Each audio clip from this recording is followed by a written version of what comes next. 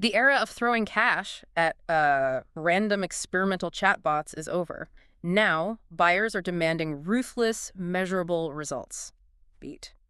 Welcome to the deep dive. Yeah, it is great to be here. Today, we are exploring the shift to value maxing in enterprise AI. We are looking at the latest developer infrastructure making it happen. Plus, we will look at how AI releases are literally moving the stock market. And finally, we will break down a fascinating Stanford AI breakthrough. It is doing months of complex lab work in just minutes. It is a seriously packed agenda today. It really is. Indeed. I have to admit something to you first, though. I still wrestle with getting AI to stick to my daily workflow myself. Oh, wow. Really? Yeah, I mean, it often feels like the friction of prompting outweighs the time saved. Well, you are definitely not alone in that struggle. The transition from testing a novelty to relying on daily utility is deeply uncomfortable. Yeah. It requires a fundamental rewiring of how you approach problem solving. We spent the last 2 years absolutely mesmerized by models that can write passable poetry. But now, the novelty is completely worn off. It really has. We are moving past the pure hype phase and demanding actual utility. Which brings us to this broader industry shift. A recent CNBC report captured this transition perfectly. They spoke with top executives across various sectors. The consensus is that demand for AI is actually stronger than ever. But buyers have become incredibly sophisticated with their budgets. I mean, they're no longer buying technology just to issue a press release. Precisely. They want absolute maximum value for every single dollar spent. This is what the industry is dubbing value maxing. Value maxing. Right. A Fortune 500 company does not just want a generic language model anymore. They demand an AI that integrates natively into their daily business workflows. Yeah, it has to demonstrate an undeniable reduction in customer churn or, an increase in operational efficiency. Exactly. So the scrutiny on the budgets is much tighter now. But the overall appetite from these enterprises is still massive. Oh, the appetite is almost unlimited. Mark Boroditsky highlighted this dynamic recently. The demand for specialized AI hardware vastly outstrips our current global supply. Wow. Yeah. Companies are heavily backing up their strategic plans with massive capital expenditure. They are pouring billions into specialized data centers and advanced chips. It is a completely different approach to implementation. It is like stacking Lego blocks of data. Oh, I like that. Yeah, instead of molding clay into a giant, messy ball of text, you are building a rigid, predictable structure. One piece of data snaps perfectly into an enterprise workflow, and it creates something structurally sound and highly durable. That analogy captures the current engineering philosophy perfectly. You need the foundation to be rigid and predictable before you scale. Right. Companies that provide those genuine working solutions are absolutely thriving.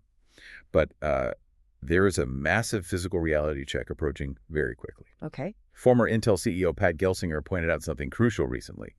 The true roadblock to this value maxing era is not available capital. Well, if it is not money, what is stopping the scale? It is the fundamental physics of electricity. Really? Yeah, we simply have to find enough raw energy to power these systems. When we talk about AI data centers, we're talking about gigawatts of continuous electrical draw. Right. To put that into perspective, a single facility might require the same power as a mid-sized city. Local municipal infrastructure was never designed to handle that kind of localized load. Not even close. You have the immense power draw of the processors themselves. Then you have the equally massive power requirement just to keep those servers cool. Yeah. The advanced hardware exists in warehouses right now, but finding a geographic location with grid capacity to plug it in is becoming nearly impossible. So is the ultimate bottleneck literally just plugging these data centers into the power grid? Essentially, yes. Yeah. You can secure billions in corporate funding easily. But Yeah. if you cannot draw the necessary megawatts locally, those chips sit idle. Right, so power grids, not wallets, are the real limit on AI growth. That is the harsh reality. And because that computational power is becoming so precious, developers are adapting. They're scrambling to build infrastructure that forces AI to actually understand the work. Which means eliminating the wild, hallucinated guesses we used to see. I was looking at GitHub recently, and there's a fascinating new repository called Speckit. Oh, yeah? It just exploded in popularity. It gathered over 120,000 stars almost overnight. Seeing a niche developer tool pull those kinds of numbers is practically unheard of. It reveals a deep desperation within the coding community for rigid structure. Definitely. Up until recently, developers would point an AI agent at a codebase, and the AI would just start guessing. It would break existing schemas because it lacked a broader understanding. Spec It changes that dynamic entirely. It forces the agents to actually understand the product first. It acts as a mandatory, unskippable checkpoint. Before an agent is allowed to write a single line of code, Spec It forces it to ingest the entire product specification. Right. It requires the AI to absorb the architectural context and the underlying logic of the software. And it is not just limited to one ecosystem either. It integrates directly with Claude Code, Codex, Cursor, and dozens of other autonomous agents. By forcing that architectural ingestion, it essentially stops the models from hallucinating. Yeah. You're no longer asking the AI to blind guess the blueprints. Yeah. You are handing it the master schematics before handing it a hammer. And the models themselves are adapting to reduce friction. Look at the major updates Anthropic just pushed to their Claude desktop app. They added a built-in external browser specifically for Claude Code. That is a massive workflow optimization. Previously, developers had to constantly switch contexts. Right. If an AI encountered an error, the human had to copy the URL, open a browser, inspect the element, and paste the logs back to the AI. Now, Claude can simply open and inspect those URLs directly, without tool switching. It navigates the web, inspects the code, and debugs the issue autonomously. Reducing that back-and-forth friction is the absolute core of Valuemaxxing. Yeah, and Anthropic is pushing this hard across their ecosystem. They're currently expanding access to Claude Fable 5 across all of their paid plans. They are. They're also keeping Claude Code's weekly rate limits 50% higher through July 19th. Let me define that quickly. Rate limits are caps on how many questions you can ask an AI per week. Right, and keeping those caps artificially high is a very strategic move. It encourages developers to aggressively test the boundaries of these autonomous browser integrations. I have to push back on this rapid expansion, though.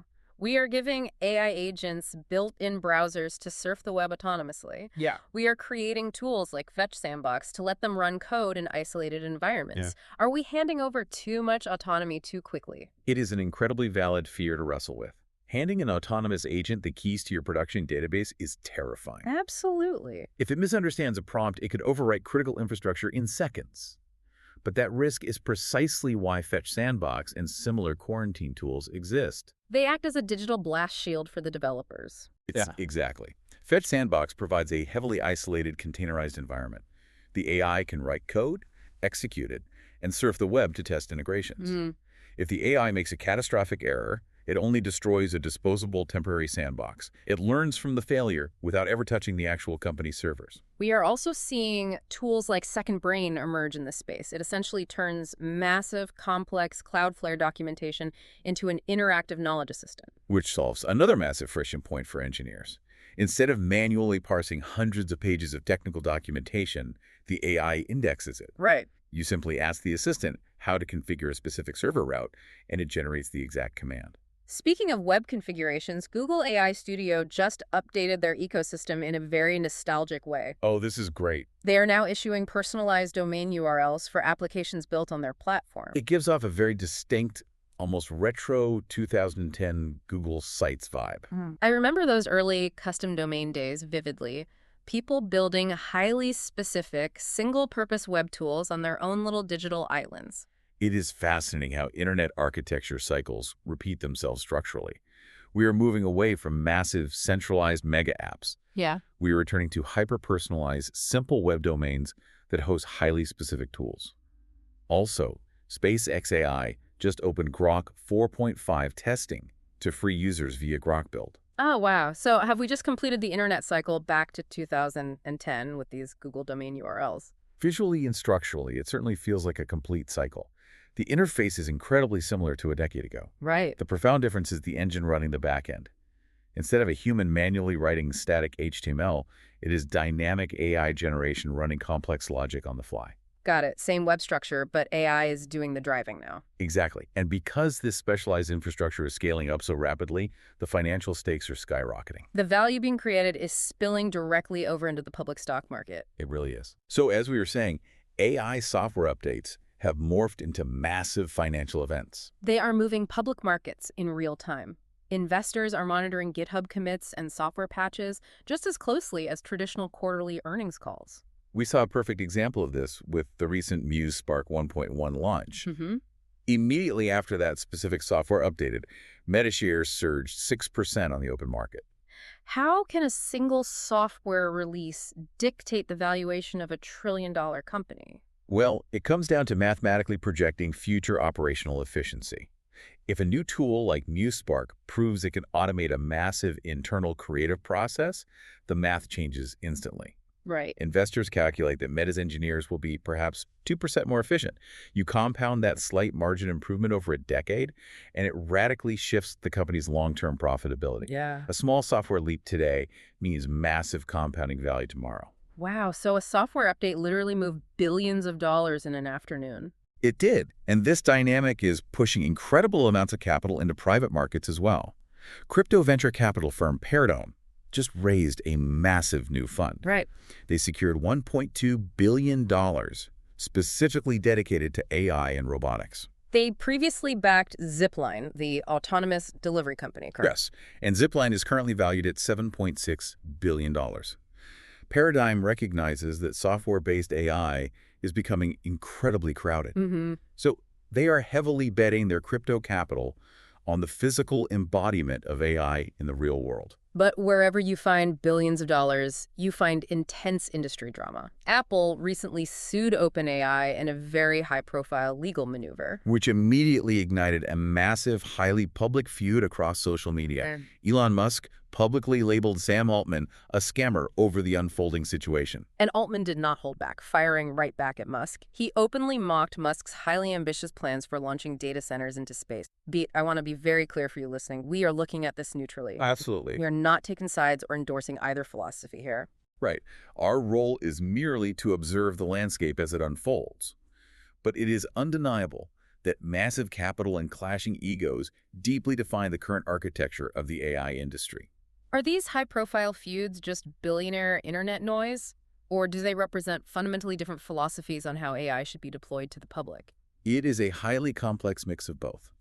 The massive egos certainly generate an endless amount of superficial noise. Yeah. However, there are profound philosophical divides hiding just beneath the surface of those arguments.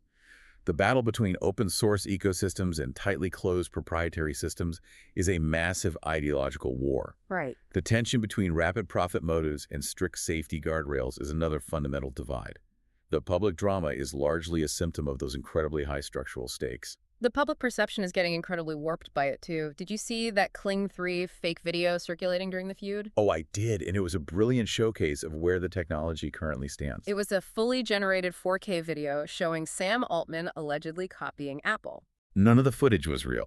The generative AI fabricated the entire scenario, complete with realistic lighting and micro-expressions. Yeah. It looked suspiciously real to the untrained eye, which blurs the line between reality and digital fabrication in these corporate narratives.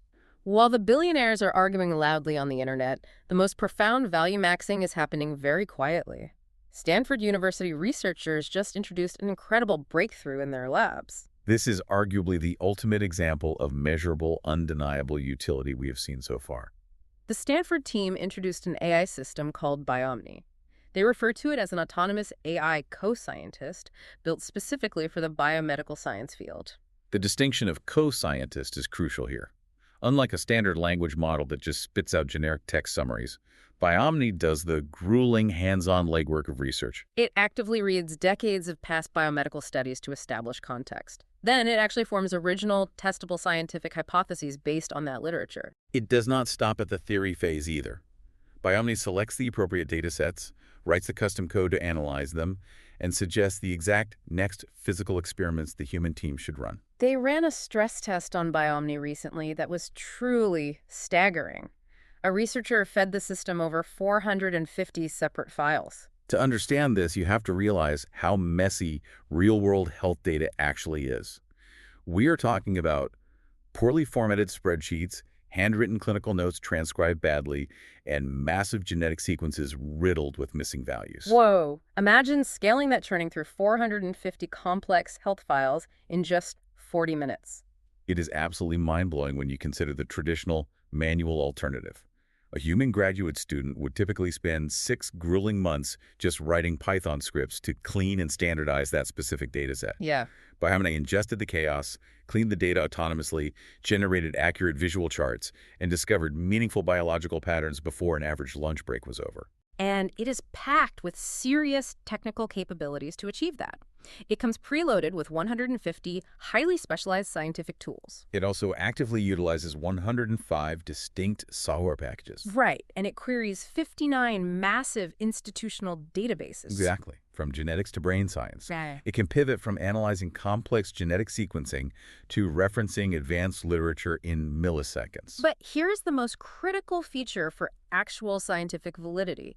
It provides full, highly accurate citations for every single claim it makes. It tracks and logs every single analytical step it takes in its workflow.